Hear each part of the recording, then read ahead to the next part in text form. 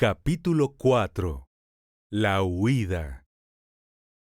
A la mañana siguiente, después de su entrevista con el profeta de los mormones, acudió John Ferrier a Salt Lake City, donde tras ponerse en contacto con un conocido que había de seguir el camino de Nevada, entregó el recado para Jefferson Hope. En él se explicaba al joven lo inminente del peligro a que estaban expuestos y lo necesaria que se había hecho su vuelta. Cumplidas estas diligencias, pareció sosegarse el anciano, y ya de mejor talante volvió a su casa. Cerca de la granja observó con sorpresa que a cada uno de los machones laterales de la portalada había atado un caballo. La sorpresa fue en aumento cuando al entrar en su casa se echó a la cara dos jóvenes, cómodamente instalados en el salón. Uno era de faz alongada y pálida, y estaba arrellanado en la mecedora, extendidas las piernas y puestos los dos pies sobre la estufa. El otro, un mozo de cuello robusto y tosco, y mal dibujadas facciones, permanecía en pie junto a la ventana. Con las manos en los bolsillos, se entretenía silbando un himno entonces muy en boga. Ambos saludaron a Ferrier con una ligera inclinación de cabeza, después de lo cual dio el de la mecedora inicio a la conversación. «Quizá no sepas quiénes somos», dijo. «Este de aquí es hijo del viejo Drever, y yo soy Joseph Stangerson, uno de tus compañeros de peregrinación en el desierto cuando el Señor extendió su mano y se dignó recibirte entre los elegidos, como recibirá a las restantes naciones del mundo en el instante por él previsto», añadió el otro con acento nasal. «Lentamente trenza su red el Señor, mas los agujeros de ésta son finísimos». John Ferrier esbozó un frío saludo. No le cogía de nuevas la identidad de sus visitantes. «Por indicación de nuestros padres», prosiguió Stangerson, «hemos venido a solicitar la mano de tu hija. Vosotros determinaréis a cuál de los dos corresponde. Dado que yo tengo tan solo 4 mujeres, mientras que el hermano Drever posee 7, me parece que reúno yo más títulos para ser el elegido». «Tata, hermano Stangerson», repuso aquel. «No se trata de cuántas mujeres tengamos, sino del número de ellas que podamos mantener. Mi padre me ha traspasado sus molinos, por lo que soy más rico que tú. Pero me aguarda a mí un futuro más holgado», respondió su rival vehementemente. «Cuando el señor tenga a bien llevarse a mi padre, entraré en posesión de su casa de tintes y su tenería.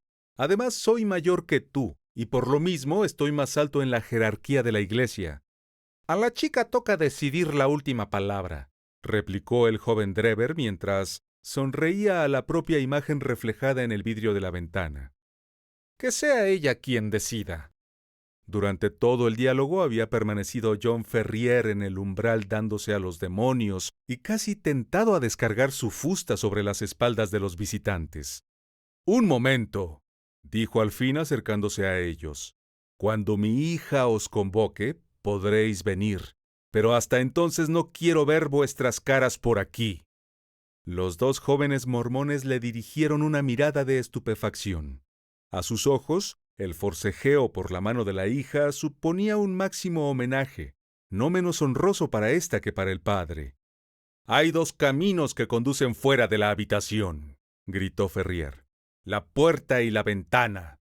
¿Cuál preferís?» Su rostro moreno había adquirido una expresión salvaje, y las manos un tan amenazador ademán que los dos visitantes saltaron de sus asientos, emprendiendo una rápida retirada. El viejo granjero les siguió hasta la puerta. «Me haréis saber quién de los dos se ha dispuesto que sea el agraciado», dijo con sorna. «Recibirás tu merecido», chilló Stangerson lívido de ira.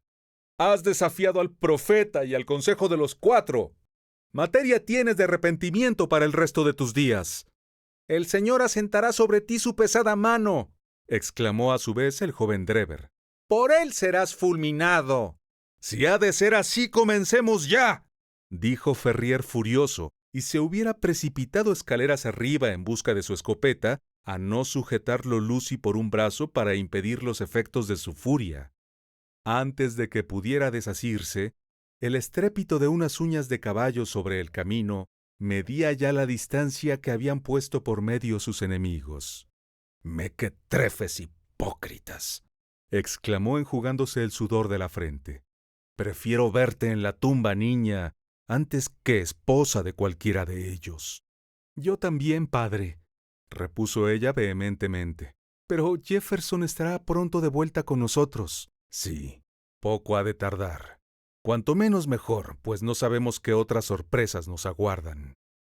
Era llegado en verdad el momento de que alguien acudiera con su consejo y ayuda en auxilio del tenaz anciano y su hija adoptiva. Hasta entonces no se había dado aún en la colonia un caso parejo de insubordinación y desobediencia a la autoridad de los ancianos. Si las desviaciones menores eran castigadas tan severamente, ¿cuál no sería el destino de este empecatado rebelde? Ferrier conocía que su riqueza y posición no lo eximían del castigo. Otros, no menos ricos y conocidos que él, habían desaparecido de la faz de la tierra, revertiendo sus propiedades a manos de la Iglesia. Aunque valeroso, no acertaba a reprimir un sentimiento de pánico ante el peligro impreciso y fantasmal que le amenazaba. A todo mal conocido se sentía capaz de hacer frente con pulso firme, pero la incertidumbre presente encerraba algo de terroríficamente paralizador.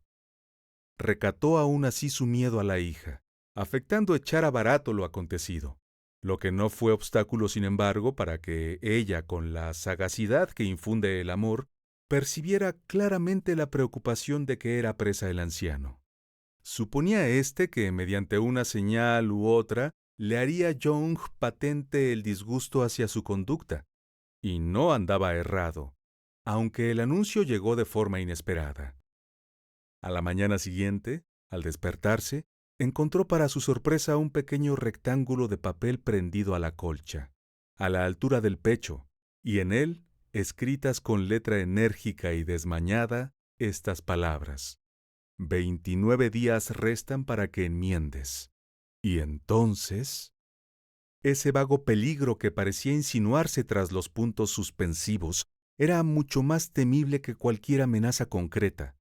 Que el mensaje hubiera podido llegar a la habitación sumió a John Ferrier en una casi dolorosa perplejidad, ya que los sirvientes dormían en un pabellón separado de la casa, y las puertas y ventanas de ésta habían sido cerradas a cal y canto.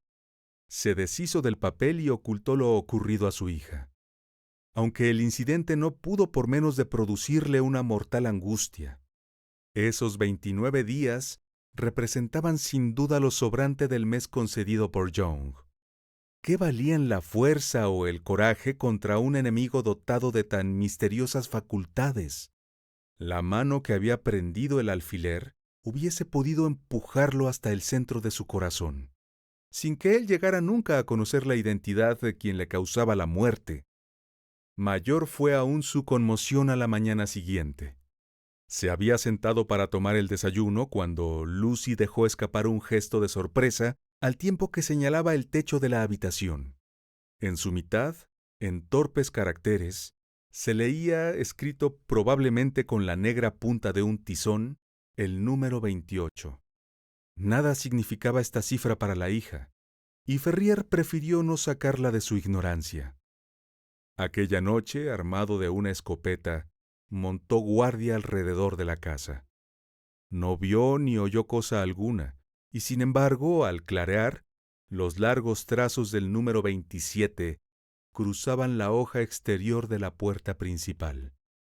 De esta guisa fueron transcurriendo los días. Tan inevitablemente como sucede a la noche la luz de la mañana, mantenían sus invisibles enemigos la cuenta del menguante mes de gracia, expuesta siempre en algún lugar manifiesto. Ora aparecía el número fatal sobre una pared, ora en el suelo, más tarde quizá en un pequeño rótulo pegado al cancel del jardín o a la baranda. Pese a su permanente actitud de vigilancia, no pudo descubrir John Ferrier de dónde provenían estas advertencias diarias. Un horror rayano con la superstición llegó a poseerlo a la vista de cualquiera de ellas. Crispado y rendido, sus ojos adquirieron la expresión turbia de una fiera acorralada. Todas sus esperanzas, su única esperanza, se cifraba en el retorno del joven cazador de Nevada. Los 20 días de franquía se redujeron a 15, estos a 10, y no daba aún señales de sí el ausente. Paso a paso fue aproximándose el temido término sin que llegaran noticias de fuera. Cada vez que un jinete rompía el silencio con el estrépito de su caballo a lo largo del camino, o incitaba a un carretero a su recua, el viejo granjero se precipitaba hacia la puerta, creyendo ya llegado a su auxiliador. Al fin, cuando los últimos 5 días dieron paso a los 4 siguientes, y los 4 a sus sucesivos 3, perdió el ánimo, y con él la esperanza en la salvación. Solo y mal conocedor de las montañas circunvecinas, se sentía por completo perdido. En los caminos más transitados se había montado un estricto servicio de vigilancia que estorbaba el paso de los transeúntes no autorizados por el Consejo. Mirara donde mirara, se veía inevitablemente condenado a sufrir el castigo que se cernía sobre su cabeza. Con todo, 1000 veces hubiera preferido el anciano la muerte a consentir lo que por fuerza se le antojaba el deshonor de su hija. Sobre tales calamidades y los vanos intentos de ponerles remedio, reflexionaba una tarde el sedente John Ferrier. Aquella misma mañana había sido trazado el número 2 sobre la pared de su casa. Anuncio de la única franquía que, junto a la siguiente, todavía restaba hasta la expiación del plazo. ¿Qué ocurriría entonces? 1000 terribles e imprecisas fantasías atormentaban su imaginación. ¿Qué sería de su hija cuando él faltara? No ofrecía escape la invisible maraña que alrededor de ellas se había trenzado. Derrumbó la cabeza sobre la mesa y se abandonó al llanto ante el sentimiento de su propia impotencia. Pero, ¿qué era eso? Un suave arañazo había turbado el silencio reinante, un ruido tenue, aunque claramente perceptible en medio de la quietud de la noche. Procedía de la puerta de la casa. Ferrier se deslizó hasta el vestíbulo y aguzó el oído. Hubo una pausa breve, y después el blando, insidioso sonido volvió a repetirse. Evidentemente alguien estaba golpeando con mucho tiento los cuarterones de la puerta. Quizá un nocturno sicario enviado para llevar adelante las órdenes asesinas del tribunal secreto.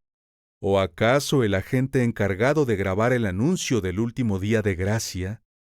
Ferrier sintió que una muerte instantánea sería preferible a esta azorante incertidumbre que paralizaba su corazón. De un salto llegó hasta la puerta, y descorriendo el cerrojo, la abrió de par en par. Afuera reinaba una absoluta quietud. Estaba despejada la noche, y en lo alto se veían parpadear las estrellas.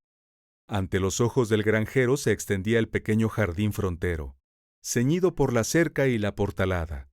Pero ni en el espacio interior ni en la carretera se echaba de ver figura humana alguna. Con un suspiro de alivio, oteó Ferrier a izquierda y derecha, hasta que, habiendo dirigido por casualidad la mirada en dirección a sus pies, observó con asombro que un hombre yacía boca abajo sobre el suelo, abiertos en compás los brazos y las piernas. Tal sobresalto le produjo la vista del cuerpo que hubo de recostarse sobre la pared con una mano puesta en la garganta para sofocar el grito que de ésta pujaba por salir. Su primer pensamiento fue el de dar al hombre postrado por herido o muerto, mas al mirarlo de nuevo, percibió cómo, serpenteando con la rapidez y sigilo de un ofidio, se deslizaba sobre el suelo hasta penetrar en el vestíbulo. Una vez dentro, recuperó velozmente la posición erecta. Cerró la puerta, y fueron entonces dibujándose ante el asombrado granjero las enérgicas facciones y decidida expresión de Jefferson Hope. ¡Santo cielo!, dijo jadeante John Ferrier. ¡Qué susto me has dado! ¿Por qué diablos has entrado en casa así? Deme algo de comer, repuso el otro con voz ronca. Hace 48 horas que no me llevo a la boca un trozo de pan o una gota de agua. Se arrojó sobre la carne fría y el pan que después de la cena aún restaban en la mesa de su huésped y dio cuenta de ellos vorazmente. —¿Cómo anda de ánimo Lucy? —preguntó una vez satisfecha su hambre. —Bien. Desconoce el peligro en que nos hallamos —repuso el padre—. Tanto mejor. La casa está vigilada por todas partes. De ahí que me arrastrara hasta ella. Los tipos son listos, aunque no lo bastante para jugársela a un cazador Washoe. John Ferrier se sintió renacer a la llegada de su devoto aliado. Haciendo la mano curtida del joven, se la estrechó cordialmente. —Me enorgullezco de ti, muchacho —exclamó—. Pocos habrían tenido el arrojo de venir a auxiliarnos en este trance. —No anda descaminado, a fe mía —repuso el cazador—. Le tengo ley, pero a ser usted el único en peligro me lo habría pensado 2 veces antes de meter la mano en este avispero. Lucy me trae aquí, y antes de que le sobrevenga algún mal, hay en Utah un Hope para dar por ella la vida. ¿Qué hemos de hacer? Mañana se acaba el plazo, y a menos que nos pongamos esta misma noche en movimiento, todo estará perdido. Tengo una mula y 2 caballos esperándonos en el Barranco de las Águilas. ¿De cuánto dinero dispone? $2,000 en oro y otros 5,000 en billetes. Es suficiente. Cuento yo con otro tanto. Hemos de alcanzar Carson City a través de las montañas. Preciso es que despierte a Lucy. Suerte que no duermen aquí los criados. En tanto aprestaba Ferrier a su hija para el viaje inminente, Jefferson Hope juntó toda la comida que pudo encontrar en un pequeño paquete, al tiempo que llenaba de agua un cántaro de barro. Como sabía por experiencia, los manantiales eran escasos en las montañas y muy distantes entre sí. Apenas si había terminado los preparativos cuando apareció el granjero con su hija, ya vestida y pertrechada para la marcha. El encuentro de los 2 enamorados fue caluroso pero breve, pues cada minuto era precioso y restaba aún mucho por hacer. «Salgamos cuanto antes», dijo Jefferson en un susurro, donde se conocía sin embargo el tono firme de quien, sabiendo la gravedad de un lance, ha preparado su corazón para afrontarlo. La entrada principal y la trasera están guardadas, aunque cabe deslizarse por la ventana lateral y seguir después a campo traviesa. Ya en la carretera, 2 millas tan solo nos separan del Barranco de las Águilas, en el que aguarda la caballería. Cuando despunte el día estaremos a mitad de camino en plena montaña. —¿Y si nos cierran el paso? —preguntó Ferrier. Hope dio una palmada a la culata del revólver, que sobresalía tras la hebilla de su cinturón. —En caso de que fueran demasiados para nosotros, no dejaríamos este mundo sin que antes nos hicieran cortejo 2 o 3 de ellos —dijo con una sonrisa siniestra. Apagadas ya todas las luces del interior de la casa, Ferrier contempló desde la ventana, sumida en sombra, los campos que habían sido suyos y de los que ahora iba a partirse para siempre. Era este, sin embargo, un sacrificio al que ya tenía preparado su espíritu, y la consideración del honor y felicidad de su hija compensaba con creces el sentimiento de la fortuna perdida.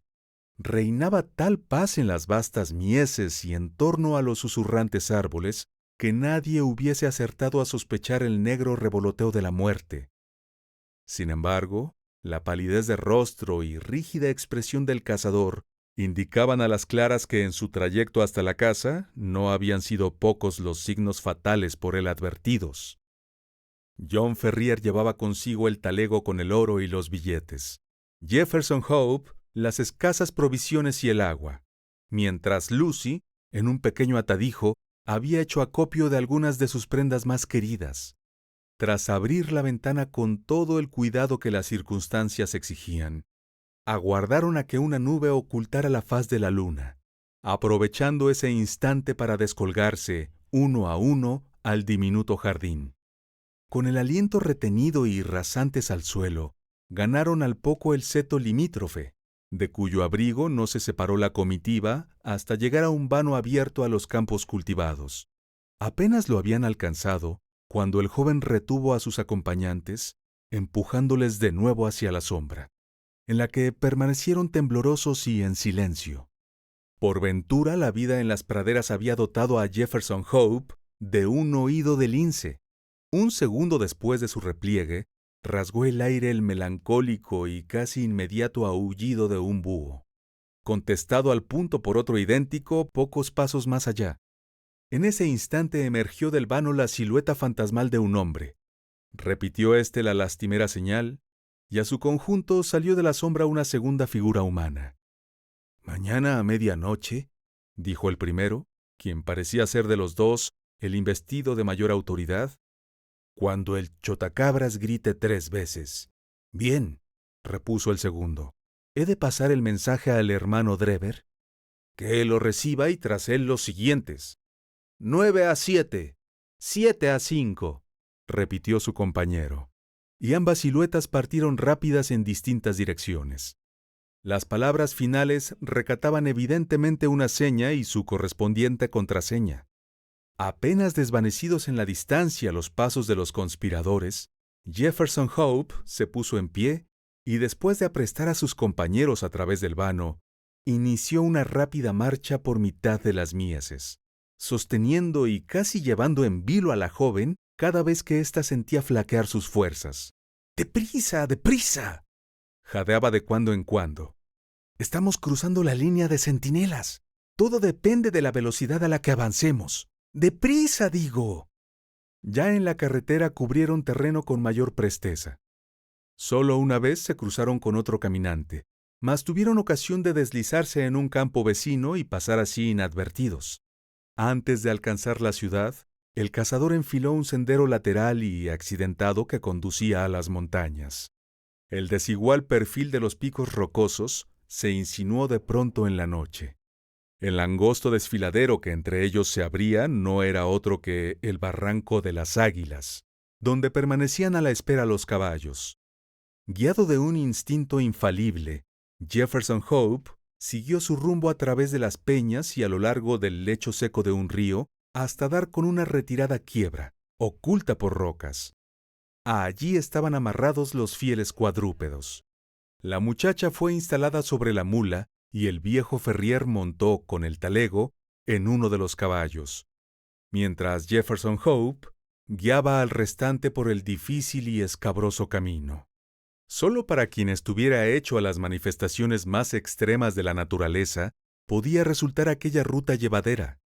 A uno de los lados se elevaba un gigantesco peñasco por encima de los 1000 metros de altura, negro, hosco y amenazante. Erizada la rugosa superficie de largas columnas de basalto, sugería su silueta el costillar de un antiguo monstruo petrificado. A la otra mano un vasto caos de escoria y guijarros enormes impedía de todo punto la marcha. Entre ambas orillas discurría la desigual senda, tan angosta a trechos que habían de situarse los viajeros en fila india, y tan accidentado que únicamente a un jinete consumado le hubiera resultado posible abrirse en ella camino. Sin embargo, pese a todas las fatigas, estaban alegres los fugitivos, ya que a cada paso que daban era mayor la distancia entre ellos y el despotismo terrible del que venían huyendo. Pronto se les hizo manifiesto con todo que aún permanecían bajo la jurisdicción de los santos. Habían alcanzado lo más abrupto y sombrío del desfiladero, cuando la joven dejó escapar un grito, a la par que señalaba hacia lo alto, sobre una de las rocas que se asomaban al camino, destacándose duramente sobre el fondo, montaba guardia un centinela solitario. Descubrió a la comitiva a la vez que era por ella visto, y un desafiante y marcial «¿Quién vive?», resonó en el silencioso barranco. «Viajeros en dirección a Nevada», dijo Jefferson Hope, con una mano puesta sobre el rifle que colgaba a uno de los lados de su silla. Pudieron observar cómo el solitario vigía amartillaba su arma, escrutando el hondón con expresión insatisfecha. «¿Con la venia de quién?», preguntó. «Los sagrados 4», repuso Ferrier. Su estancia entre los mormones le había enseñado que tal era la máxima autoridad a que cabía referirse. 9-7, gritó el centinela. 7-5, contestó rápido Jefferson Hope, recordando la contraseña oída en el jardín. «Adelante y que el Señor sea con vosotros», dijo la voz desde arriba. Más allá de este enclave se ensanchaba la ruta y los caballos pudieron iniciar un ligero trote. Mirando hacia atrás, alcanzaron a ver al centinela apoyado sobre su fusil, señal de que habían dejado a sus espaldas la posición última de los elegidos y cabalgaban ya por tierras de libertad.